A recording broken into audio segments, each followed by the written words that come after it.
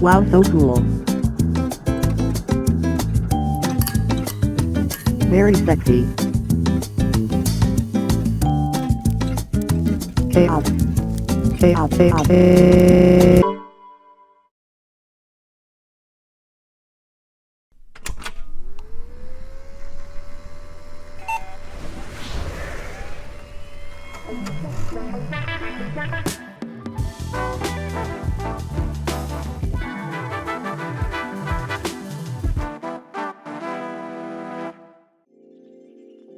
One of the most annoying trends in online video game discussions at the moment is the hyper-focus on player counts.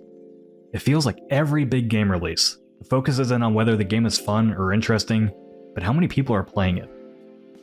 I think this is obviously a byproduct of the current state of the industry, which has been hit by massive amounts of layoffs, cancellations, and high-profile commercial disasters like Concord, Mind's Eye, and others. You can check pretty much any subreddit for a recently released game and find discussions focused on player counts. These types of news topics have also been heavily milked by the traditional games media, social media, and YouTube pundits, as people love numbers in their headlines. Being able to mark pretty much any big game release with a headline that it lost 75% of its player base after 2 weeks is good clickbait and fabricated drama. I'm not sure that it needs to be explained, but I'll do it anyway for people obsessed with player counts. A big single-player game will probably have most of its players when it launches, and the vast majority of those people will have moved on to the next game a week or so after. Maybe it'll get a temporary bump again during a Steam sale or a free weekend. Also, some people buy games and don't immediately play them at release, which is the leading cause of backlogs. You may want to avoid looking at Steam sales to protect against the backlog. This video is not an attempt to practice medicine or provide specific medical advice, and it should not be used to make a diagnosis or to replace or overrule a qualified healthcare provider's judgment. Please consult your wallet for further information on backlogs and their side effects. All of that sarcasm to make the point that player counts, while a good judge of how a game is doing at launch, aren't a good indicator of long-term success for games, single player or not. People also tend to only focus on player counts on PC for this metric because it's typically the only data available to them, so it's never as clear a picture as people make it out to be. Assassin's Creed Shadows is a great example of this in action, as media outlets and the social media outrage machine focus solely on Steam's player counts for the series. But Assassin's Creed has historically always been more popular on consoles than on PC. Just the other day, the news dropped that Assassin's Creed Shadows is currently the best-selling new game in Europe for all of 2025 so far. Social media and YouTubers would have had you believe the game crashed and burned based on the Steam player counts. But that's obviously not the case. It was also the game, at least for me this year, that highlights just how weird and obsessive this conversation around player counts has become. Part of that is of course due to the culture warriors weaponizing the numbers to proclaim the veracity of their reasons for a game failing or not. But I also think people have had their idea of success skewed by the biggest players of the industry, who vie for constant growth of their live service titles, especially when it comes to multiplayer games. The biggest multiplayer titles, which are regularly free to play these days, require a steady stream of players to drive microtransaction revenue to fill their coffers. I'm merchandisable! If they can't maintain their momentum through frequent updates, those types of games are often quickly shut down, leaving the community that actually enjoyed, engaged with, and supported the game out to dry. Games that launch and continue to grow in popularity beyond their initial release, or maintain hundreds of thousands of daily active players, are not the norm and never have been. I get why people focus on these numbers. They want the games they enjoy to be successful and continue being supported. At least the people who legitimately care, that is. People get invested in games and studios, and want them to succeed so that they get to make their next game and don't have their teams laid off. Unfortunately, I think the obsession with player counts is actively hurting the games people hope to support, though. It paints a picture of a game that is on life support, rather than a game you enjoy and want more people to pick up and play to build a thriving community.